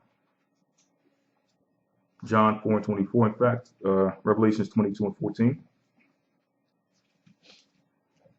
Revelations chapter 22 and verse 14. And can you imagine some of the things people want to be remembered for in this world? I want to be remembered for the guy who started the Crips and the Bloods. Who wants to be remembered for that? So you're the guy that's responsible for the death of thousands of blacks and Latinos for the last few decades. That's what you want to be remembered for. I want to be remembered as the greatest drug dealer to ever live on the face of the earth. Oh, so you destroy millions of families and lives with your greed and your lust to try to get rich and powerful. That's what you want to be remembered for. I want to be remembered for the one who slept with the most women ever in the history of the world. Oh, okay. A woman wants to be remembered for the one who slept with the most men. These are things that are dishonorable in the eyes of the Most High. How many people are saying, I want to be remembered in the Most High's book of life? That's the roster I want to be a part of. Right? We all trying to make the team. We all trying to make the roster. Well, in order to make the roster, that you have to be in that book of life. or else you're getting scratched off the team. All right? And benched, there's no option of being benched. Okay? In this life, you get benched, okay, you still get paid a nice little salary cap. In this thing, if you get benched off the team, brother, the only thing you got to look for is hellfire. Okay? 22 and 14. Blessed are they that do his commandments, that they may have right to the tree of life, and may enter in through the gates into the city. You can only imagine how glorious the gates will look in entering into a kingdom of just light, and purity, and happiness, and love, and joy, peace. Right? It tells us that in the kingdom, the elderly will be able to go out into the streets of Jerusalem, and your children will be able to play in the streets of Jerusalem. Which tells us what? In this wicked kingdom, you can't do none of this. You can't even enjoy a walk in the park anymore in some of these neighborhoods. Okay, your children can't go out to play because of violence, drugs, predators, so on and so forth. So in order for us to have that peace, just that little sanctity and peace that we all enjoy, the Most High have to destroy this whole thing and make it all anew. And in that time, we'll be able to enjoy ourselves and not worry about enemies, not worry about drugs, gangs, predators, government conspiracies, diseases, right? But again, there's some things that will keep us back from entering into the gates of this city, right? Go ahead. Blessed are they that do his commandments, that they may have right to the tree of life, and may enter in through the gates into the city. For without are dogs. Without, meaning without the gates, those who are not allowed to go through the gates are what? Are dogs. Dogs. Dogs are, back then, they were like cult prostitutes, okay? Who were prostitutes for the temple, like Diana and Ashtoreth. A lot of these gods and goddesses required prostitution as a part of worshiping them. Go ahead. For without are dogs. Dogs. And sorcerers. Sorcerers. And whoremongers. Whoremongers. And murderers. Murderers. And idolaters. And idolaters.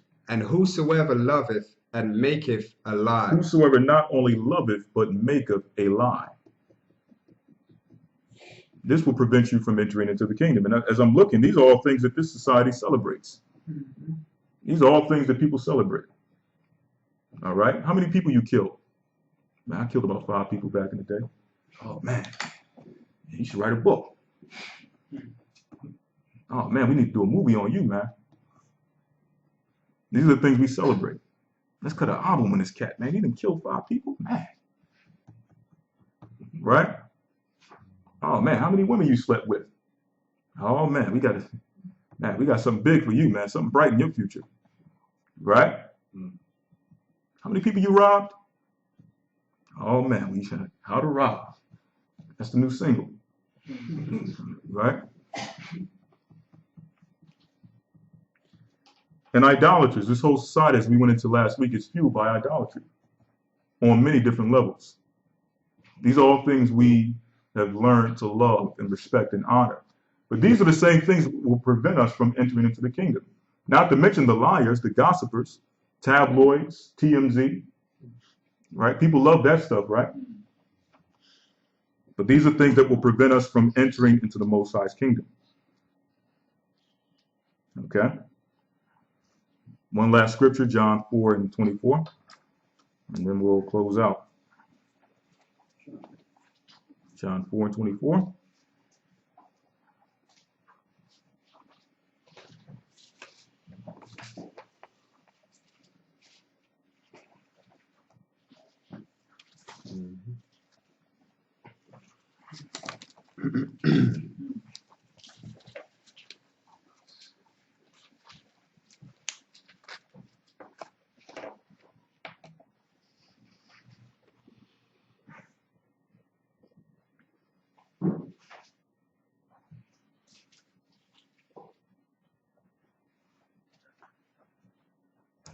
John 4 and 24.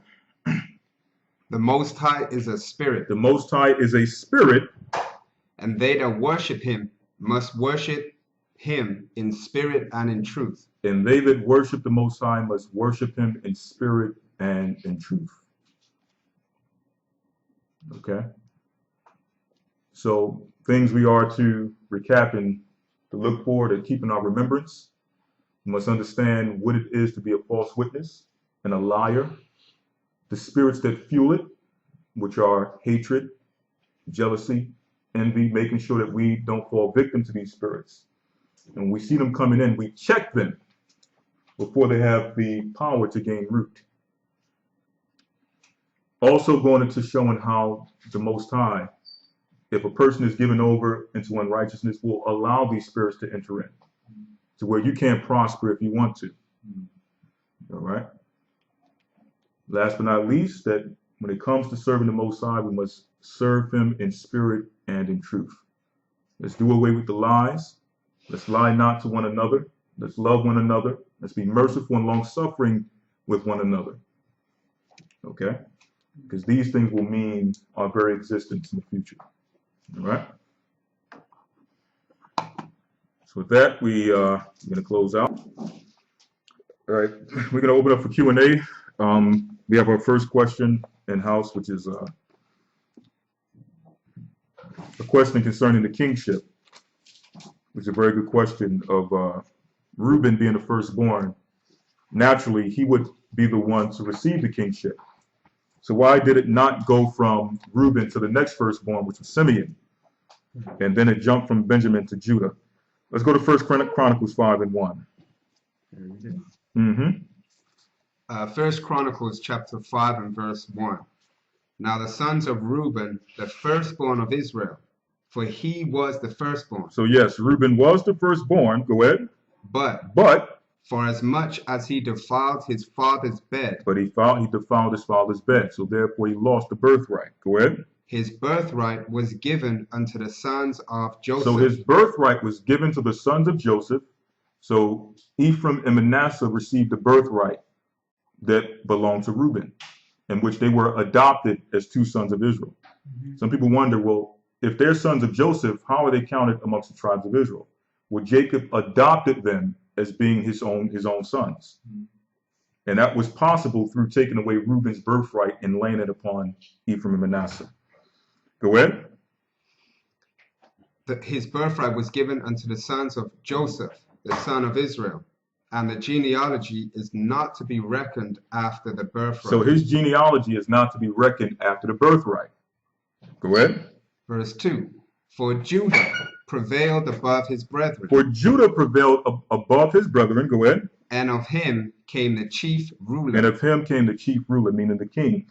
Go ahead. But the birthright was Joseph's. But the birthright was Joseph. So how did it jump from Reuben to Benjamin, now to Judah? Well, one thing we must understand is that from the beginning, it was promised that Judah would be the kings. Let's go to Genesis 49.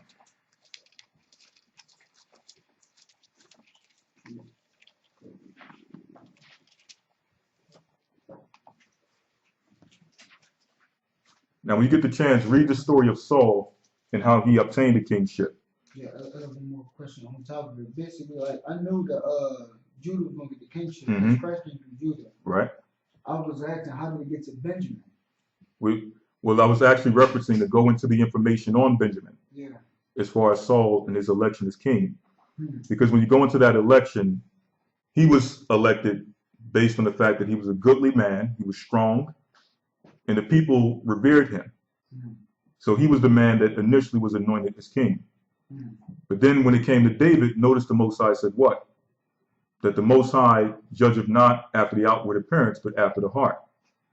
So when it came to the next king to rule, no longer was he looking for the man who was the strongest, the guy who was revered by everyone. He looked for the most meek, the most humble, which was David. All right. But that's why Saul, one of the reasons why Saul was elected, because of his goodly stature. And the kingship really, how it was established, was in carnality anyway. We looked at the kings of the nations and seen that they had great kings that were able to go out and war for them. And we said, give us a king that they may go out and war for us, like the nations and their kings. So that was everything we were looking for in a king. You understand? But the Most High had to shut it down. Let's get right to the point. Verse 10. Genesis chapter 49, verse 10. The scepter shall not depart from Judah. Right. So the scepter being the staff of the ruler. That shall not depart from Judah. Go ahead. Nor a lawgiver from between his feet. Go ahead. Go ahead. Until Shiloh come. Until Shiloh come. And unto him shall the gathering of the people be. Right. Verse 8. Genesis 49, verse 8. Judah, thou art he whom thy brethren shall praise. Right, exactly. So it was destined for Judah to be the chief ruler over the nation of Israel. Right? So that's how the kingship was jumping from. So basically, it was never handed eventually. He was just elected. He was elected. Oh, okay. Yeah, I didn't know that. Now, of course, initially the Most High was, don't get it confused, the Most High was with Saul. Yeah, I'm not saying, yeah. Right, I want to make that clear. The Most High was with Saul. And in fact, in his early years, he was a great king. But he eventually fell. And when he lost favor with the Most High, he tried to now seek after a sorceress to try to get knowledge of whether he would remain king.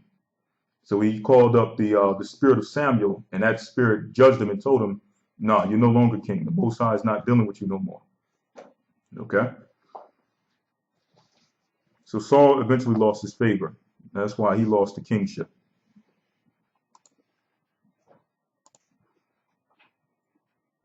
All right, so if anyone has any questions, we're going to open up. If not, we'll close out. So the chat should be open.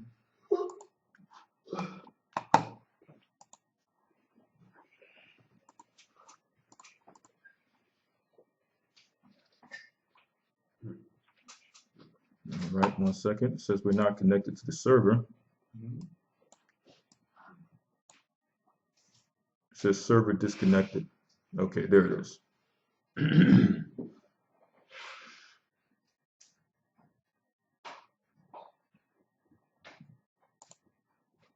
All right. Yeah, that's why we had to pause it. So please don't be offended if we may go past your question, because when the questions come in, they come in pretty quick. So we try to catch as many as possible. Let me read it. Yes. Someone says, Judah tribesman. Usually the lesson comes on around 8 to 9, but when Elder Lawya is teaching, he comes on at 6:30. I'm sure others set their times to usually 8 to 9. We wind up missing some of the lesson. One time needs to be stuck to, not 2 different times and a 2-hour interval that we have to gamble. Barakatah, shalom. Right, right. And we will try to make sure that we are operating on a consistent time when it comes to the Sabbath lessons. Usually it'll be 2 p.m. for us, which will be about 7 a.m. for Eastern time. Eastern time, right. So, but sometimes we may start an hour later, depending on circumstance. So right. We'll try to make sure we deal with a set time period, but also keep in mind that the reason why we have the recordings is because you can go back and watch anything that you missed. Right. Okay. So in essence, you're not really missing anything. Right? Someone says, good class today, Elder. Can you break down Acts 1, verse 9, meaning when it says a cloud, is it saying a ship? All right, Acts 1 and 9. Let's also get Psalm 68, 17. Let's see if that's it.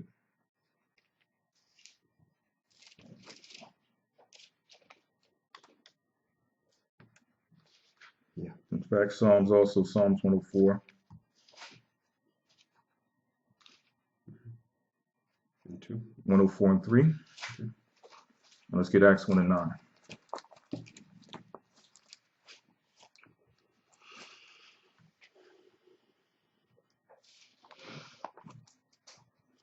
Acts 1 and 9 first? Mm-hmm.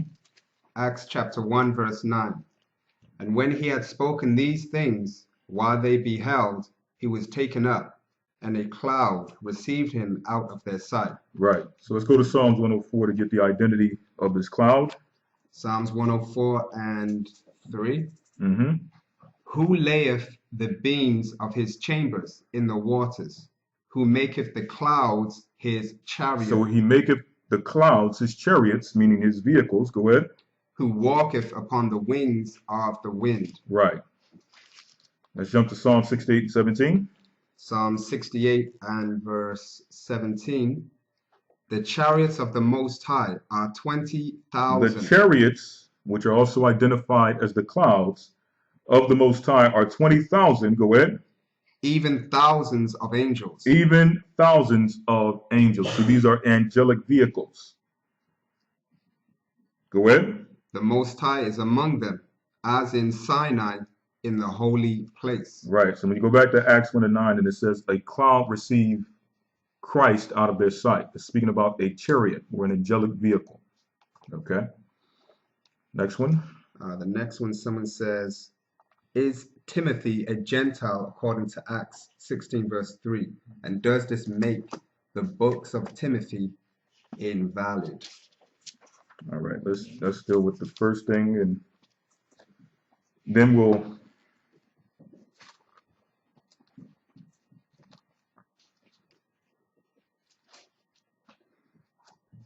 get Acts 16 and 3. Mm-hmm.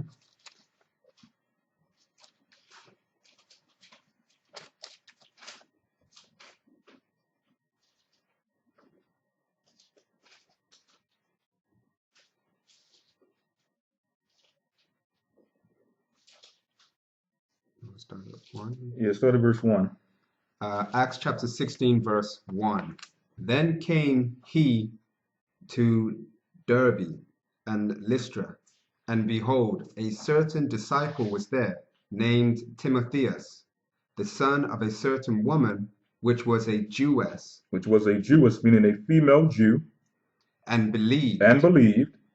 But his father was a Greek. But his father was a Greek. Now, what does it mean when it says his father was a Greek?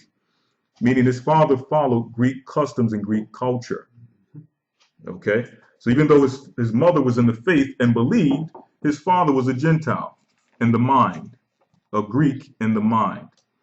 Similar to a situation today in which you have a relationship in which the mother is in the truth, but the father still want to follow Christmas. He still want to deal with the American way of life, or the Western way of life. Okay? So that's the example when it says his mother was a Jewess which believed, meaning she believed in the faith, and his father was a Greek. Mm-hmm. Go ahead. Verse 2, which was well reported of by the brethren that were at Lystra and Iconium. Verse 3, him would Paul have to go forth with, and took and circumcised him because of the Jews which were in those quarters, for they knew all that his father was a Greek. Well, they knew all that his father was a Greek, meaning they knew that his father followed Greek customs and Greek culture, which, of course, if your father is operating in that spirit, then what will happen? He will pass it down to his son. So they assumed that based on the idea that his father operated in the spirit, not taking into account that his mother believed, they looked at Timothy as an unclean thing, as a Gentile. Okay? Right. Go ahead. Verse 4. And as they went through the cities, they delivered them the decrees for to keep that were ordained of the apostles and elders, which were at Jerusalem. Right. Now that's the first part of the question. The second part of the question. If Timothy was a Gentile, a natural Gentile, a Greek, would his books be invalid? And the answer is absolutely no. It would be just as 100% spiritual as if he was an Israelite, if he was actually a Greek. Okay? We're taking it from that standpoint. And we have to come out of this mindset that the Most High can only deal spiritually with Israelites. There's many people throughout the scripture who are other nations who receive spiritual revelation from the Most High. And we've actually dealt in lessons in the past showing you that Job was actually not an Israelite. Okay, he was a Gentile. But yet he has some of the wisest literature in the scripture. Why? Because the Most High don't only deal with the nation of Israel. Even though these are his chief people, The Most High can deal with who he pleases. So if he sees one who is righteous among the nations and he decides to allow his spirit to rest upon them and to bring forth wisdom, the Most High can do that. Okay? So we got to get out of this Israelite doctrine mindset. Okay? Because that's a stumbling block. You mean to tell me we're going to discard 100% of truth because the person whose name is on it is a Gentile? That's total hypocrisy and partiality. Okay? We say it all the time. If every individual in the Bible was white, but the truth remained the same as far as the content, 100% truth, we would still believe the Bible. Why? Because their color, their skin tone don't change truth. But when you're guided by this Israelite mindset, I'm pretty sure, I'm convinced that 99.9% of the Israelite community, if they found out that everyone in the scripture was white, would reject the Bible. Why? Because their only attachment to the Bible is what? Color. It's not an attachment to the truth, it's an attachment to color. But if they found out that it was someone else's book, they would reject it. Not me, okay? If you could point out and prove through archaeology, through facts, that everybody in this Bible from Genesis to Revelations was an Edomite, but yet the records and the information were intact, they were the same content, the same doctrine, then absolutely I would receive this information, because the truth doesn't change based on someone's nationality. The truth is the truth. Okay? Okay, there's Judah Tribesman said the same thing about the time. The next one is... All right, I'm going to take the next one. Let me step away for a moment here. And we're going to open up the chat so that a few more questions can come through. Just give me a moment here.